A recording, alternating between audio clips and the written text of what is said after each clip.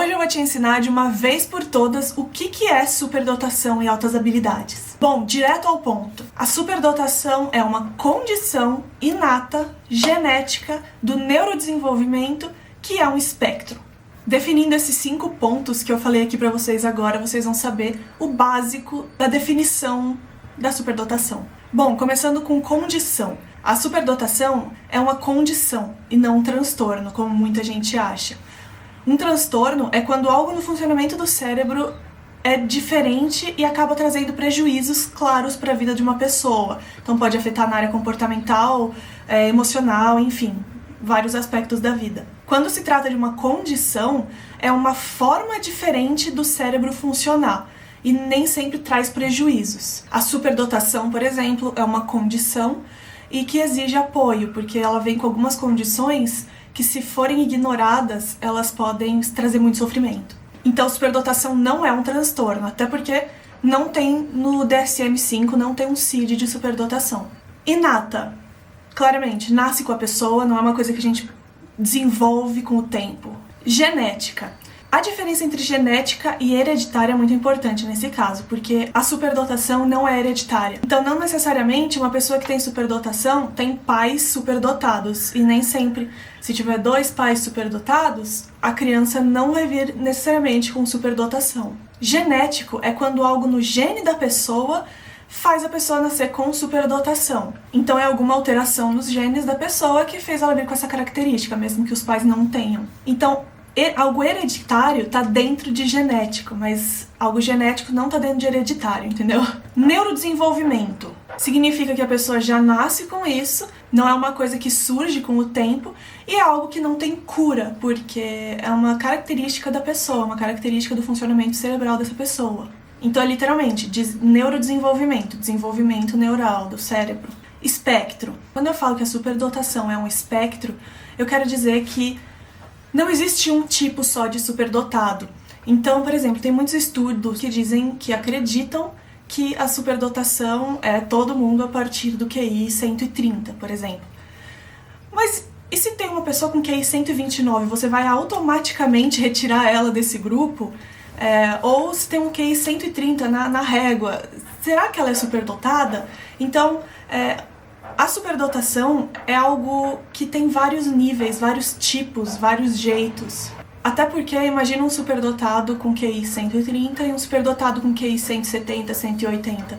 Eles claramente têm maneiras de pensar diferentes, mesmo que tenham a mesma condição. Bom, então o que é superdotação? Quais características você vê na pessoa que você fala, ele é superdotado ou não? Não você, a não ser que você seja um médico ou algum especialista nisso, mas que você pode ter uma suspeita.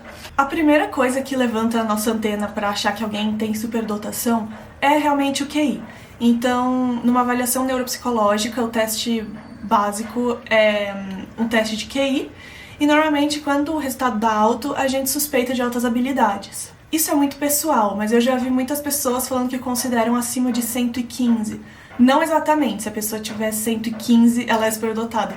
Mas começa a surgir a suspeita ali pelo 115, um pouco menos, um pouco mais. E o que define isso, o que acontece no cérebro da pessoa, é que o superdotado ele faz conexões muito mais rápidas e muito mais avançadas. Então eles têm uma capacidade maior de abstração, de criar ideia, de imaginar, pensamento estratégico, de antecipar muito o cenário. Eles conseguem conectar áreas diferentes, uma criatividade muito intensa e muitos questionamentos existenciais. Eles têm um cérebro extremamente acelerado, então eles querem resolver tudo que eles veem, eles têm uma necessidade de resolução de problemas e são muito curiosos, eles querem saber de tudo toda hora. Então, como vocês podem ver, tem muitas características que são mais subjetivas do que realmente aplicar um teste e vir um resultado. Então, grande parte do diagnóstico da superdotação e altas habilidades vem por entrevista clínica. Um ponto que não tem como a gente não falar sobre superdotação é o que a gente chama de assincronia. Como o cognitivo, intelectual do superdotado é mais avançado,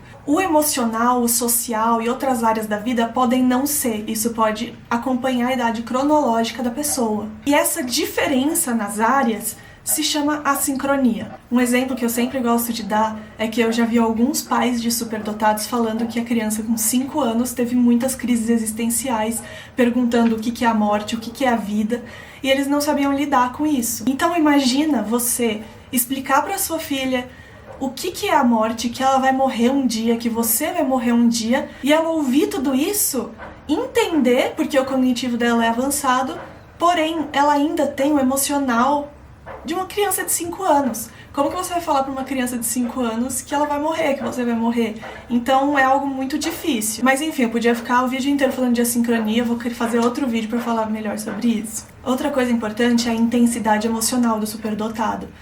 Do mesmo jeito que o cognitivo é muito avançado, o emocional dele vem muito intenso. Então eles sentem mais, eles sentem muito, eles sentem mais forte. Então imagina essa criança de 5 anos entendendo que ela vai morrer, que a mãe vai morrer, sofrendo como uma criança de 5 anos e ainda mais ainda porque a intensidade do sofrimento dela é maior. Então, resumindo, como identificar um superdotado? As características gerais deles aqui. Eles são muito perfeccionistas, eles têm uma autocobrança excessiva, o que acaba gerando muita síndrome do impostor, porque eles veem o sucesso deles sem um esforço aparente, porque para eles é mais fácil muitas vezes. Muita dificuldade de se conectar, porque uma criança de 3 anos não quer conversar sobre o que uma criança de 3 anos típica gosta de conversar, ou de brincar, enfim.